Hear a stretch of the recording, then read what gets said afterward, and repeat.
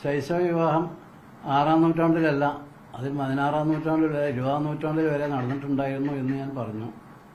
അതിന് ജനങ്ങൾക്കൊക്കെ മനസ്സിലാവുന്ന ഒരാളെ അതിന് ഉദാഹരണമായിട്ട് പറഞ്ഞു.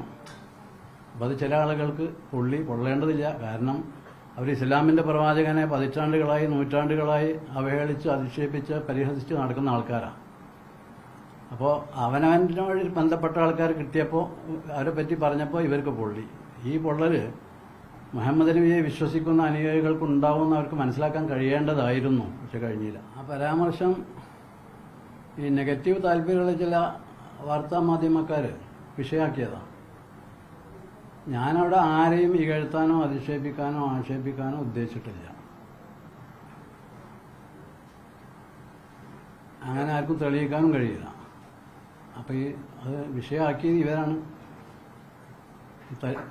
നെഗറ്റീവ് താല്പര്യമുള്ള ചില മാധ്യമക്കാർ. ഞാൻ പറഞ്ഞെന്താ, ബഹുഭാര്യത്വം എന്ന് പറഞ്ഞാൽ ചിലപ്പോൾ ചില പുരുഷന്മാർക്ക് ആവശ്യമായി വരും. അതാണ് ഇസ്ലാം അംഗീകരിച്ചിട്ടുള്ളതാണ്. അത് ഇസ്ലാമിന്റെ നയമാണ്. ആ നയം തന്നെ അനുഭവിക്കുന്ന അംഗീകരിക്കുന്ന എത്രയോ പുരുഷന്മാരുണ്ട്. ഉദ്യോഗസ്ഥന്മാർ, ജനപ്രതിനിധികൾ, മന്ത്രിമാർ, MLA മാർ, രാഷ്ട്രീയക്കാർ പലരും അങ്ങനെ ചെയ്യണവരുണ്ട് എന്നാണ് ഞാൻ പറഞ്ഞത്. പിന്നെ മന്ത്രിമാരെ മാത്രമാക്കി ചില തൽപര കക്ഷികൾ ചുരുക്കി.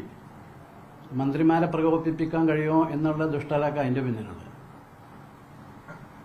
ഇന്നലെ വാർത്തയിൽ വന്നത് ഒരു മന്ത്രി ഒരു വനിതാ MLA ശല്യം ചെയ്തുകൊണ്ടിരിക്കുന്നുണ്ടെന്നുള്ള വാർത്ത. അപ്പോൾ അതൊരു വാർത്തയാക്കി ഇങ്ങനെ ഒന്ന് കുളം കലക്കണം താല്പര്യമുള്ള ചില ആൾക്കാരാണ്. സത്യദീക്ഷയുള്ള ആളുകളല്ല അത് വിഷയമാക്കിയിട്ടുള്ളത്. കാരണം സത്യത്തിനെതിരായിട്ട് ഞാനൊന്നും പറഞ്ഞിട്ടില്ല. പിന്നെ ബൈ ചാൻസ് സംസാരത്തിന്റെ ഇടയിൽ ശൈശവ വിവാഹം 6-ാം നൂറ്റാണ്ടിലല്ല, അതിൽ 16-ാം നൂറ്റാണ്ടിൽ വരെ 20-ാം നൂറ്റാണ്ടിൽ വരെ നടന്നിട്ടുണ്ടായിരുന്നു എന്ന് ഞാൻ പറഞ്ഞു.